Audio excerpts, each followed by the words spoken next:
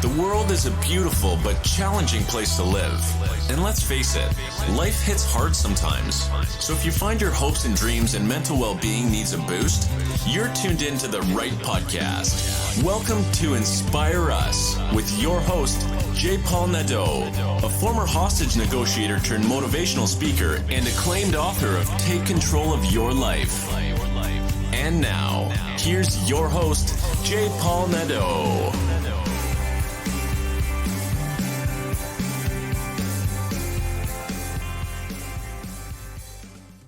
Hello, and welcome to episode 22 of Inspire Us. Well, I'm inspired.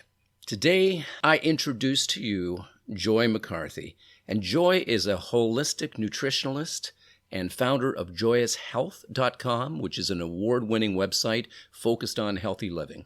She's a lover of nourishing and delicious foods. She's a best-selling author of 3 cookbooks, Joyous Health, The Joyous Cookbook, and Joyous Detox. She also has a podcast. She's got a lot to offer. And today, she's going to be talking about our overall health when it comes to nutrition, exercise, meditation, and actually, since speaking with Jill, my eating habits have improved. So here's a podcast that offers a lot of different insights from different people. And the idea is that we collect the good stuff. And I collected good stuff on this podcast with Joy, and I'm certain you will too. And so without any further delay, I introduce to you Joy McCarthy. Hello, Joy McCarthy. It's such a pleasure to have you on Inspire Us. I am so glad that you took your time to come on the show and to share your knowledge and expertise. Joy, I've been looking at your websites. You have such a vast knowledge in nutrition and health. And I really enjoyed listening to some of your podcasts and to looking at your website. It's beautiful. We're going to talk about that a little. Thank you. Yeah, we're going to talk about that a little bit later. But I wanted to get you on the show because, as you know, these are difficult times for a lot of people. And especially now, we're getting close to wintertime. And instead of straightening the curve with COVID-19, we've kind of gone the other way, and the curve is getting bigger and bigger every day. And in some countries, it's just getting overwhelmingly impossible to control at the moment. As a result of everything that is happening, there's an awful lot of stress, anxiety, depression, and I know that we can do things mentally to help us through these difficult times. But what is it that we can do as far as nutrition and just taking care of ourselves in a more holistic way? Oh, well, there's so many things that you can do to care for your body. And I think it's understandable that, people naturally are gravitating towards more comforting foods, whether that be making lasagna or baking their own bread, drinking a lot of wine.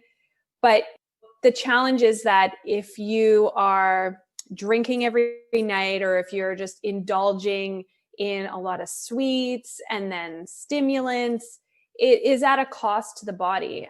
Because essentially, when we are going through a stressful time, it is very nutrient intensive, and our body actually requires more magnesium, more B vitamins, more nutrition. So when we're going through stressful times, stress is nutrient intensive. We need more nutrition, but that's often the times that we're actually then not eating well and drinking too much and not drinking enough water and eating essentially nutrient dead food, whether that's a lot of white pasta or just a lot of sugary foods, too much coffee. I mean, coffee has health benefits too, but whenever you're going through a stressful time, that's the time more than ever that you want to support your body, so that think of your body as it's like this bank. And when you put in good food, you're putting money into the bank and it's an investment in yourself.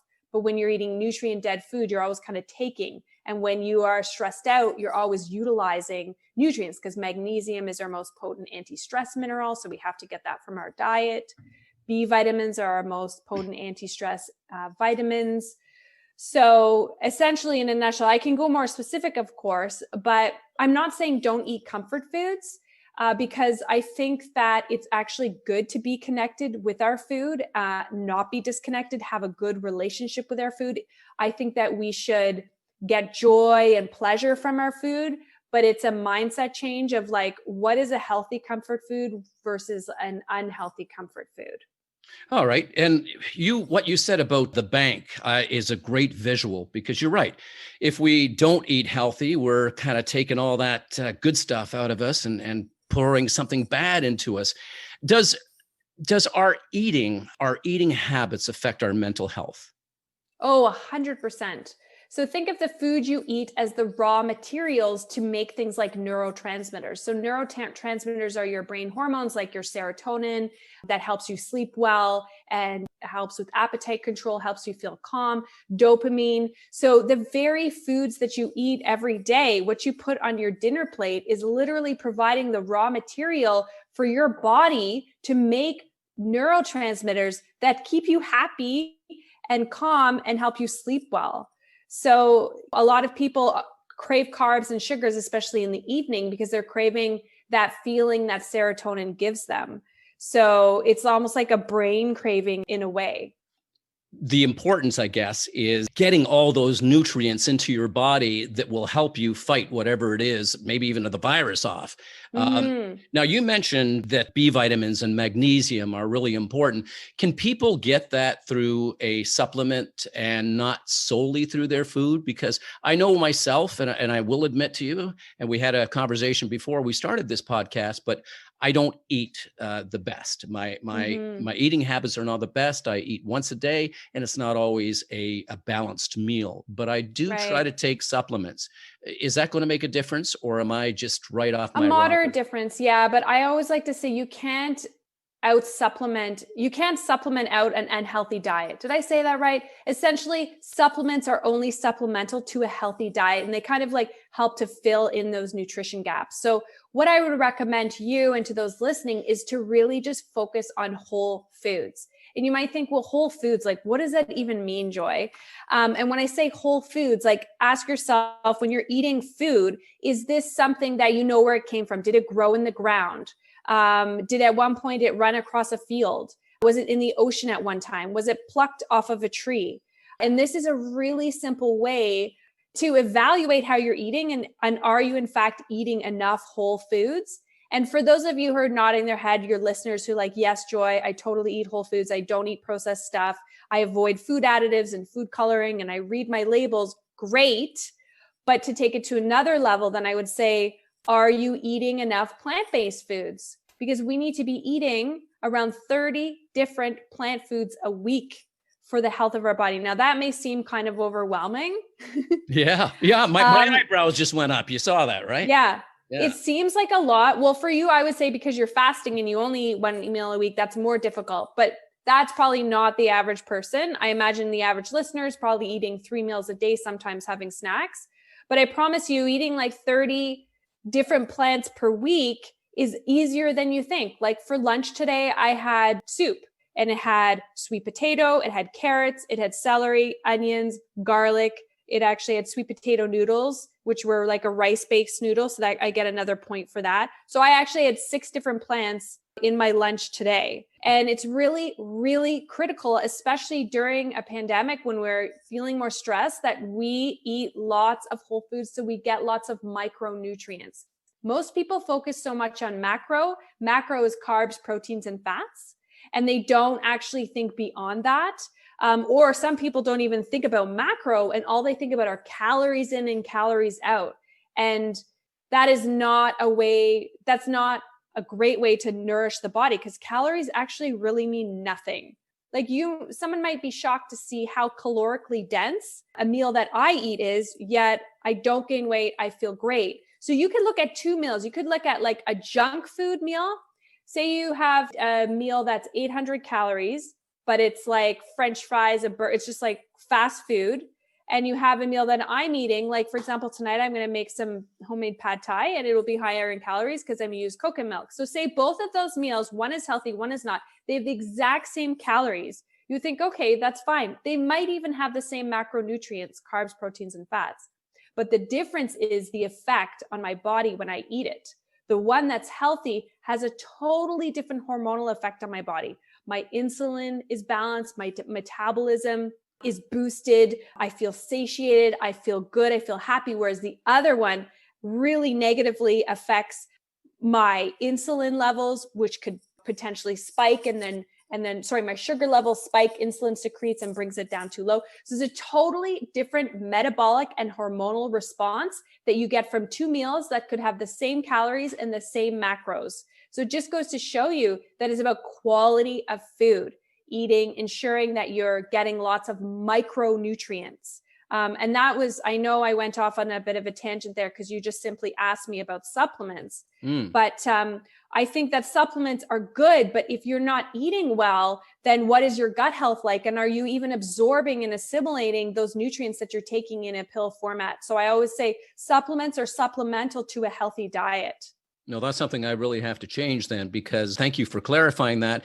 I've been guilty of it too. I look at, okay, there's so many calories in this, it can't be so bad for me. But yes, I don't know what's going on inside my body at this time. Yeah, exactly. And having, and it makes sense, like just having looked over your website and having listened to your podcast, it makes sense that what we put into our bodies is going to translate in some way towards our mental well-being. Totally. And what kind of foods can we, well, you already explained that, but what would you recommend for people to start doing as far as if they have bad eating habits right now? How can they kind of change that, especially with these difficult times? And as I said, it's going to get worse in the wintertime. We're going to be indoors, and a lot of people are not going to be outdoors. So what is it that people can do to change their lifestyle, and not only their food lifestyle, but what else would you recommend for their mental well-being and their physical well-being?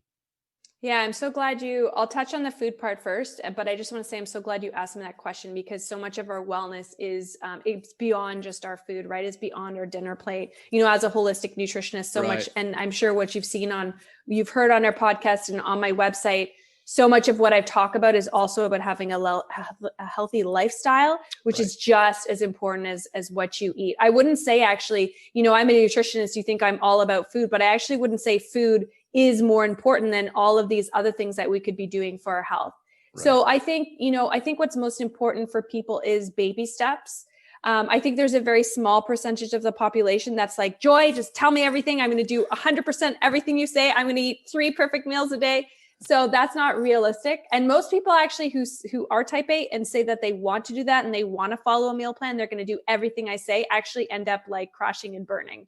So I recommend baby steps. And if you don't know how to eat, if someone doesn't know how to eat properly, just start with breakfast. And I know you fast, so let's just pretend you did eat breakfast. Right. And by the way, there's nothing wrong with fasting. I think there's, lots of scientific proven benefits of fasting, but the average person probably is not fasting. So the average person might just skip breakfast, not because they're fasting, but because they just don't have time. Or maybe they ate too much before they went to bed. So therefore they're not hungry first thing in the morning because they haven't even finished digesting their dinner. But what I really want to emphasize is the importance of baby steps. So that's why I always suggest start with one good meal. You don't have to get breakfast, lunch, and dinner right. Just get one. So for you, Paul, because you only eat one meal, it's going to be easy for you. You want to make a couple modifications to that one meal. Yeah, I do. Yeah. So for you mentioned that you love chicken wings. I would suggest to you that you roast some sweet potato or some broccoli, roast some broccoli and cauliflower with some sea salt and olive oil and some garlic. Just roast some vegetables and have those with the chicken wings. You can still enjoy your chicken wings, but you're adding something in. I think people get really stressed out and worry about their diet when they think, oh, Joy is just going to take everything good away from me. I'm not going to do that. I don't recommend that. All I'm saying is put more good stuff in, and then you have less room for the bad stuff. Get in a good, nourishing breakfast. Do that for 7 days in a row. And then when you feel like you've nailed that, then add on to that. So each week, I would say, I always recommend people add one good new habit each week. By the end of 4 weeks, you're going to have 4 new habits. So, breakfast could be making steel cut oats and put some superfoods in there like mulberries, some cinnamon, a little bit of, local honey. Right. It could be a smoothie if you don't like to eat a lot for breakfast. It could be an avocado toast. It could be, scrambled eggs. Just keep it simple, whole Right. foods. And let's talk about lifestyle now. Sure. Because there's so many things that people can do, again, that are simple, that can really, really help their mental health and boost their energy and vitality.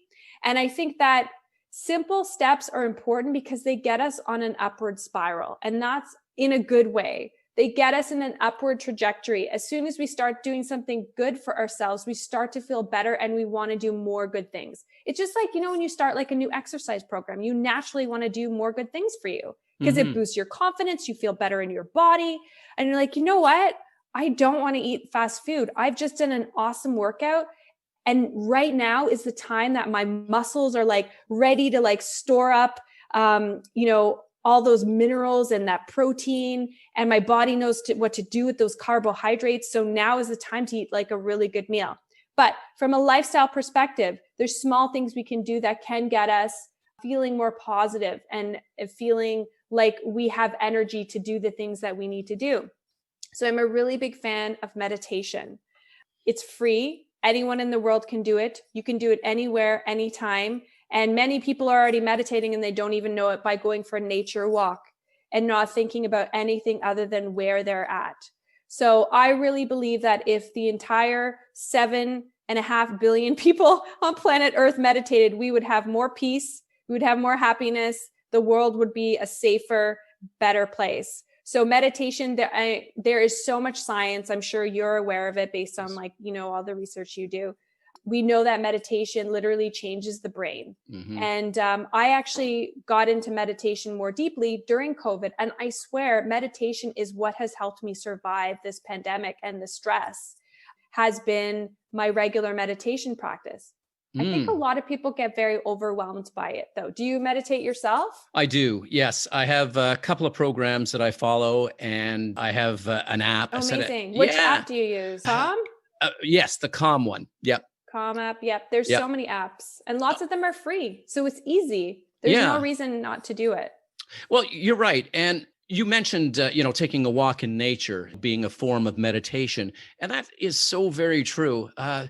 Especially during these times, I found that for a while there, when I was feeling a little bit of COVID burnout, I was staying at home and not getting up as early as I normally would. And I didn't feel all that inspired to be active. That only lasted a short period of time. But when I started getting out for long walks and went out we have a park in Toronto. I'm sure you're familiar with it, High Park. I've been there a few times, and just taking a walk in nature just seems to make all the difference in the world. And when I started my meditation here at home, even 5 minutes would make a huge difference of just, Absolutely. being alone by yourself. Yeah. Yeah. Yeah. So it's funny you mentioned High Park. That's my backyard. That's where I live. We say that High Park is literally our backyard. It's just across the street. So I go twice a day.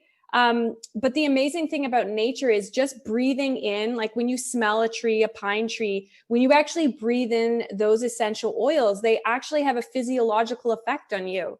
So it lowers your blood pressure, it lowers cortisol. So when you go for those nature walks and you feel so good, it's not just because you're like, oh, it's so nice to breathe fresh air. You are literally breathing in natural medicines that are within the forest. So there is so much science on the power of nature. There's a really great book I love called Your Brain on Nature.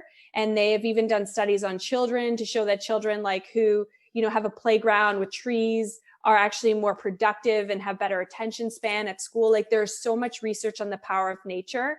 And similar to you, Paul, that has definitely nature for me, I feel, is a prescription for wellness. And, there's many European countries, you go to your doctor and they're actually writing down, you need to have 30 minutes of nature every single day. And I think nature is definitely a way to boost your mood. Just going for a 5-minute light jog in nature can boost serotonin levels. There's so many incredible benefits to nature, to meditation. Yeah, all these things, exactly. And as you said, it's not just about the food. It's about, getting out and doing some meditation, taking walks, exercising, and a number of other things. What I like so many things about what you said, but your advice about taking baby steps and not making it overwhelming at the very beginning is so important, I think. And that's true of anything. I used to go to gyms. Now I do my workouts here with resistance bands, and I have an exercise bench and some weights. But when I first went to the gym, I wanted to overdo it. To the point where you would actually feel the pain. You couldn't move the next day, and you're thinking, what am I doing this for? It's just too much. And I see that all the time. People are picking up big weights and they're working out and working out, and then you don't see them anymore because they didn't learn to take it slowly, right? Yeah, and the same applies to nutrition. Like when you decide, okay, you know what, I'm going to start eating more vegetables.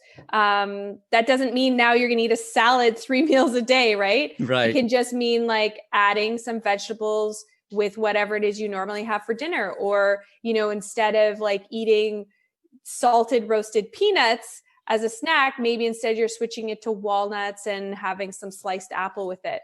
And I think a big part of people being successful is also being prepared. So that's why I think it's really important to on Sunday afternoons or something, like prepare, like make sure you've grocery shopped. Like make sure if you put good food in your fridge, you're going to eat good food. Like if you put good stuff in, then it's available, right? So I recommend grocery shopping at least once a week, and making sure in your fridge or in your cupboards, you have a snack shelf where you have your things that you can quickly grab when you want something that's fulfilling. So make sure you like do everything you can to like really support yourself. What would some of the healthy snacks then be, as opposed to grabbing a bag of chips, which I've done before too? I've got my favorites, and I'll sit there and I'll only have a few, and by the end of the evening, I've had the whole bag. So there's for sure. that happens. And what are some of the healthy snacks that you would recommend for people to keep on hand that might give them a little bit of a boost?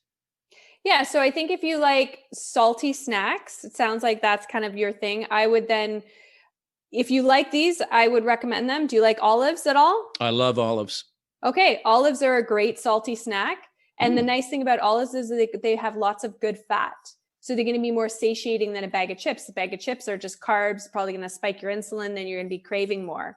You could have some olives. I also am a big fan of popcorn. But then if that's like a trigger food because it is salty and you're like, Joy, but I can't just eat like one bowl of popcorn, then popcorn maybe isn't the best option. But I recommend, having a snack shelf where you have like nuts and seeds. And it's okay if some of them, like if you have some almonds that have a bit of salt on them, that's not the end of the world. If you feel though that that's a trigger food for you and you're like, Joy, I end up eating 2 cups of almonds, then maybe just buy the raw almonds. I like lots of nut and seed butters. I love like chopping up an apple and slathering it with almond butter, because almond butter has a nice natural sweetness to it. Then having things like hummus and vegetables, and have vegetables pre-cut. So you don't have to like cut anything. Do that at the beginning of the week. I personally love baking, but if that's overwhelming for someone, then don't worry about that. But I like to bake one thing on the weekend, so I have it for the week. So I might make like a healthy morning glory muffin, or I might make some like raw energy balls. And, I'm always thinking about snacks because I actually have a 5-year-old who is like always ravenous after school. And that is the time that she'll eat absolutely anything. So I've like really upped my snack game. I make a really yummy trail mix, and I put do you know what coconut smiles are? No. It's like dried coconut, but it's different than like a coconut flake. It's like they look like little smiles. It's just raw coconut, but dried, sorry. So I make my own trail mix for my daughter and for myself. I do coconut smiles. I do some cranberries. I do some sunflower seeds. I put in a few chocolate chips because, it doesn't have to, healthy eating doesn't mean that you don't have things that you really enjoy as well. Like if I want my daughter to eat this trail mix, I'm putting in chocolate chips because then she gobbles up the whole thing. Right. And not just the chocolate chips. It's the same for us too, right? It's like a nice treat. So trail mix is a great option. If I make a smoothie at breakfast, then I make sure I have leftover to have later on, or give it, someone in my family has it. So smoothies are a great option as well. Just keep your fridge stocked with good food, because then you'll eat more good food. Well, I like what you said about meal preparation or just planning. Make sure that you have your fridge full on a Sunday. And do you plan out? I know a lot of people do this, and especially people who are working out. They have boxes or they have containers of different food. This is my Monday, Tuesday, Wednesday, Thursday, Friday, Yeah. and they pull it out. So they do their meal preparation all in one night. I know that you likely do not, but is that something that people can actually? Would that be good? Yeah, it's funny that you assumed that I don't do that, because a lot of people assume that I do. And you're right, I don't do that at all. I don't do because I just love food so much, and for me that takes the fun out of food. And I Yeah. just really enjoy cooking, and I enjoy cooking for myself and for my family. That being said, like, if someone wants to do that and they feel like that's going to help them eat healthy by making all their meals ahead of time and having it all in the fridge, and you want to devote the time to that, I say 100% do that. But my meal planning basically consists of, I like write on a Post-it note what all the main meals are for the week. And then when I grocery shop, I make sure I have all those proteins. So I Okay. kind of plan my meals around a protein. And then I just always make sure my fridge is stocked with lots of different fruits and vegetables. That's kind of what's key. So I love fish. I love chicken. And we like chicken wings too. So I buy like organic chicken wings from my local health food store, and I bake them. I put sea salt and pepper on them, and I bake them till they're nice and crispy. They are so delicious. Mm. And then we have, like, the other night we had that with like a big, huge salad, which was so delicious. So for us, I always make sure I have lots of good proteins in the freezer, and I take that out in the morning, and then I know kind of what I'm going to build my meal around. So healthy eating is not all that difficult. It's a matter of planning then. Yes, absolutely. Healthy eating really is not difficult. The difficult part, I think, that the challenge that people have is getting organized. And if you can get organized and prepare for your week, then it's basically a no-brainer. And then when you realize how good you feel when you're eating more healthy whole foods, you want to keep doing more of that. And I really want to dispel the myth that healthy food means you're eating like, oil-free salad dressings with skinless, boneless chicken breasts. Like, that sounds to me like the worst thing to eat possible. Like, not at all appetizing. Like, food should be health. Yes, food should be good for you, but it should also taste really, really good. Otherwise, you're not gonna continue with it. Well, yeah, I totally agree with you. If you're eating something bland every time, you're going to say, you know what, I've had enough of this bland stuff. Let's just Yeah, let's go for the stuff that's not making us feel good. Um, exactly. so one question I have for you here is, not everybody has access to a health food store to buy some of the best ingredients. Yes. They have a grocery store across the street, a Yeah. Metro, a Loblaws or something like that. Where should they actually focus? What should they be looking for to be sure that what they're getting is the healthiest that they possibly can? Yeah, I would recommend a simple way to grocery shop, and you don't have to have a fancy health food store. And I also don't think you need like bucket loads of money to eat healthy. What I recommend, I mean, I was shopping last night at No Frills, and I did a massive grocery shop, and it got tons of food for, much cheaper than I would if I say went to like a Whole Foods. By the Right. way, I don't shop at Whole Foods that often because it is a little bit more expensive. But what you want to do is look for single ingredient food. Apples don't have a label. Spinach doesn't have an ingredient label. Oats don't have an ingredient label. Fill your grocery cart with as many one ingredient foods as possible. Create your meals with one ingredient foods. If you're making a beautiful pasta sauce, put tons of veggies in there. Put all those one ingredient foods. Yes, your meal is going to end up being 10 ingredients, but you started with simple whole foods. Because the problem is, so much of the foods at the grocery store, not so much on the perimeter, because the perimeter is where you find the produce, that's where you find dairy, that's where you find protein. But inside the grocery store is all the packaged foods with all of the junk, with all of the ingredients that don't even really belong in our body. I mean, there's like up to 10,000 known food additives. These are chemicals made in a laboratory that we should not be ingesting. Their job is like to extend foods' shelf life, to preserve foods, to prevent foods from discoloring. So they add more coloring. None of these food additives are doing anything good for our body. So I'm not saying, by the way, I never eat a packaged food, because that's not true. I also love chips. I love like salt and vinegar. Neil Brothers chips are so delicious. Yum. But the majority of what I focus eating on is like on just whole foods, singling foods that don't come in a package. It's also better for the environment too, to eat foods that aren't coming in a package. You have less garbage. Oh, I like what you just said about the one ingredient foods, because I really hadn't thought of it that way. Like, yeah, spinach, there's no label, apples, there's no labels. And so, yeah, that makes it a lot easier to select things that are good and nutritious for your body. So I'm going to start doing that myself.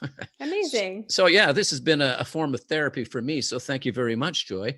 I'm going to change. I'm going to take baby steps and start changing my eating habits. But amazing. Let's talk about some other ways that people might deal with stress from a natural perspective. What would you, so we talked about the power of meditation. We talked about the fact that just getting out can make a whole difference in what you absorb. And I had no idea, just walking out, that these scents can actually change your body chemistry. I had no idea about that. Yeah, it's so cool. That is really cool. Things that we don't know unless we look into it. And if anybody is looking to really improve their lifestyle as far as the holistic nutrition approach and everything else, you got to go to Joy's website, which we're going to talk about in just a few minutes. But as we kind of wrap things up, what would you recommend for people to do during these highly stressful times to really improve their mental wellness and their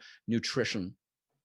Yeah. Okay. So I'm going to add one more thing to the lifestyle list of things. And I think the importance of human connection, because we know that loneliness and isolation during this time is not good for our cardiovascular health. And we know that people are more lonely and isolated than they ever have been before, ever. So, and we also know, I'm not sure if you're familiar with the research, the blue zones. So have you heard of the blue zone research? I have not. So there's 7 areas of the world where people live the longest, like Okinawa, Japan. There's an area in Italy. There's an area in Greece. Yeah. So people are living 200 years and beyond. But the difference is that they're living healthfully. They're not 90-year-olds that are, being kept alive in a wheelchair, being given food with an IV and taking 10 different pharmaceutical drugs. These are people that are living a long time they're not well into their 90s and into their hundreds, but living with good health. And what is a common element with all of these people when they've studied these blue zones is their sense of community and connection with other people. So ever more so important during COVID, if we can't, because we have to be social distance, there is still so many benefits of connecting with people, whether it's online or like we're doing right now, we're on Zoom, having a FaceTime with someone, going for a social distance walk with someone, even just any kind of a human connection, smiling at a stranger when you go to the grocery store, holding the door for someone, asking the cashier how their day is. All of these things actually go into our good bucket of reducing our stress. And we know that for longevity and for reducing stress levels, human connection and community is like right up there in terms of one of those things that can really help us live a long, happy life, especially now more than ever. Yeah, and we do need it now more than ever. And I've said that more than once. And what you're talking about, good bucket, bad bucket, I think that's a great way of looking at things. If you take just a few moments to see, okay, what is it that I'm putting into my good bucket and what am I putting into my bad bucket? That's a visual that you can actually take a look at your buckets. What bucket am I feeding here today? Yes, and I love that analogy because you know what, you can use that with so many things. Like when you're eating, am I fighting disease or am I fueling disease? And it doesn't mean that you can never eat things that fuel disease, but you want to make sure you fill up that bucket a lot more that is helping you fight disease and helping you feel great. And it's okay to have indulgences. It's okay to like treat yourself once in a while too. I think people think that nutrition is like an all or nothing. It's either you eat really well all the time or like throw in the towel and just eat garbage every day. Like there's lots of I love having a nice indulgence. Like, my dad's birthday is this weekend, so I'm going to bake him a birthday cake and it's going to be delicious. And is birthday cake something I eat every weekend? Of course not. But it's something we're going to have this weekend. And the other thing I want to mention about food is really focus on foods that are very grounding during a time of stress and all the time. And so what that means is avoiding things that are stimulants. So sugar, caffeine, food additives, foods with food coloring and food additives are they promote like a lot of hyperactivity in the body. We know that, in studies, research shows that certain food additives even promote ADHD in children. So focus more on grounding foods. When I talk about grounding foods, like think about foods that like come from the earth, like oats and sweet potatoes and carrots and parsnips and celery. Kale grows from the ground. Think about grounding foods. And, if you're eating a pasta, for example, consider a pasta that's made with more grounding flours. Like instead of white pasta that converts to glucose very quickly in the bloodstream and spikes your insulin and gives you a quick burst of energy followed by a crash, look for like whole wheat or quinoa flour or camus flour. Really grounding foods will help you to really ground your body, essentially. I really like that because I hadn't really thought about that myself. And one thing that you touched on was caffeine. And I know that I have too much of that. I work a lot from home. And so I have over a pot of coffee a day, which I know you're about to give me heck. And you said you don't sleep well. Well, doesn't that, all right. Well, doesn't that wear off during the day? I'll shut it down around 2:00 in the afternoon. Like you can see here that I have a coffee going here. So I guess I've been doing this wrong, right? Yeah. Well, caffeine has a half-life of about 5 hours.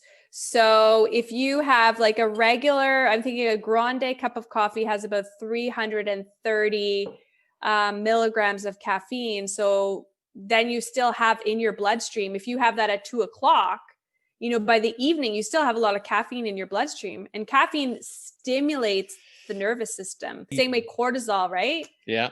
For you, you could have like you love coffee, but then you want to have things so that coffee's it's like the yin and the yang, right? Mm-hmm. You want to have other things that like help to balance that out. So like maybe in the evenings you have a chamomile tea.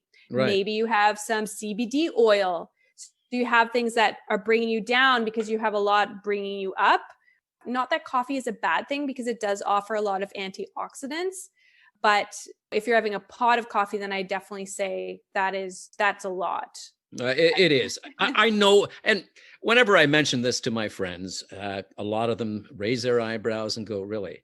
And I suppose I can't blame it, but I was a cop and coffee drinking kept us going for during shifts and during long investigations. But I can't blame it on that. I still have this habit, and I will definitely reduce that. Let's talk about wine. Because you mentioned wine, and I think a lot of my listeners are really turning to wine to help relax them. And almost everybody I talk to say, hey, I have a couple or more glasses of wine a night, especially during these times, because they just want to escape. Yeah, totally. Are there any benefits I've heard that there are but there are benefits, physical benefits to red wine. You hear, hey, it's almost like having a workout. Is that true? Well, it is, but if you're looking at wine as like a health food, then you should just eat some grapes because you're going to get a lot more antioxidants, and with none of the negative effects. I'm not like anti-alcohol by any means, but I do think it's important to understand that alcohol does have a downside to it as well, especially in COVID, because if you're having 3 or more glasses of wine, then you're actually looking at suppressing your immune system. Putting your body into a more inflammatory state. And we know, especially with COVID, particularly with people who are very healthy, but then get COVID and have a very quickly downward spiral, it's because there's something called a cytokine storm. And basically they have this massive load. COVID causes this massive load of inflammation. So they may have been very healthy, but they had this sort of, silent, because inflammation is silent. They had this silent low grade inflammation all the time because of how much alcohol they drank, and they don't, necessarily take the best care of themselves, but they're like, oh, I never get sick. So alcohol definitely promotes inflammation. It causes the gut to be more leaky. It can suppress the immune system. Am I talking one glass of wine every night? No, I'm not. So one glass of wine, I think, is fine, depending on you though. Like if I had one glass of wine every night, I'd be so sluggish and groggy in the morning because alcohol lowers your metabolic rate. So for me, I actually don't drink. I used to drink every day. And I don't drink at all anymore. It's probably been about 5 years. Oh, wow. And I just feel so great. And once in a while, if I do have a bit of wine, I just notice like how yucky I feel. So for your listeners, I don't want you to think you can never drink, but I don't recommend drinking excessively. And I would say that 3 or more glasses of wine is definitely excessive. And then you're looking in the territory of like depressing your immune system, which is not good. No, and we've been talking about the immune system and how important it is to keep it strong. And from what you've told me and what you've shared with our audience here today is the importance of proper nutrition during this COVID times, during any time period, and getting out and meditation and exercise and everything like that. All these things will help. And I know that I've got some changes to make in my own lifestyle, which I'm so glad that I got to talk to you about. As we wrap this up, is there anything else that you could share with our listeners that might help them get through these difficult times? Yeah, totally. I would say, try one new recipe a week. Get a cookbook from the library or go on my website and try a new recipe. Because I think when you try something new, it gives you confidence in the kitchen. You realize how good you can make food taste and that you have the ability to make good choices for yourself. And because most people are working from home now, you probably have more time, especially for those people, I used to have clients who would like eat out 5 nights a week. Well, nobody is doing that anymore, especially now in Toronto, all the restaurant indoor dining is closed. So I think try one new recipe per week. I think that's, really doable for most people, for anyone. I can't think of any excuse why someone couldn't try one new recipe. No, and you're right. And to go to your website is a great thing, because I went to your website and there's certainly a lot there to really help you with. So where can people actually reach you, or how can they get in contact with you, or how can they, that's it. How can they reach you? Yeah. How can they get in contact with you? Yeah. So every week on our website, we have a new recipe video and new healthy living content. So at joyoushealth.com, they can join our newsletter, and they'll always get updates about what we're up to and sharing. Also, I have 3 cookbooks, which you can pick up at a library. You could get on Amazon, or better, go to your local bookstore and support the independent bookstores.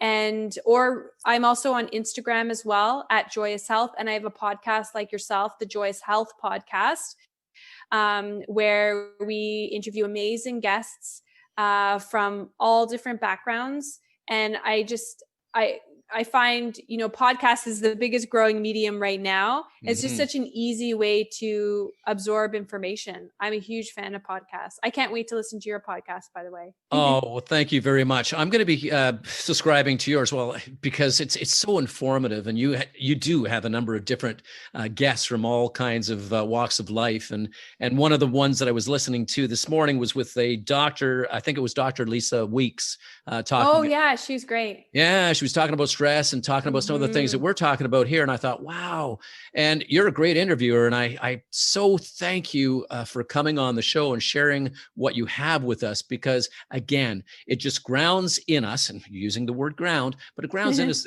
the importance of a healthy lifestyle, especially during these pandemic and difficult times of physical distancing and seclusion.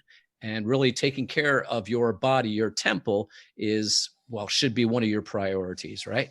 I agree. Absolutely. Thank you so much for having me. I really appreciated it. It was an absolute pleasure to have you on. Thank you so much, Joy.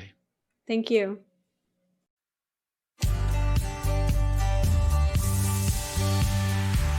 Thanks for listening. Tune in next week for another insightful episode. If you haven't already, hit the subscribe button and leave your comments. For more information, check out our website at www.inspireus.ca. Remember, it's not what happens to us that matters most. It's how we respond to what happens to us that does. Stay strong and resilient.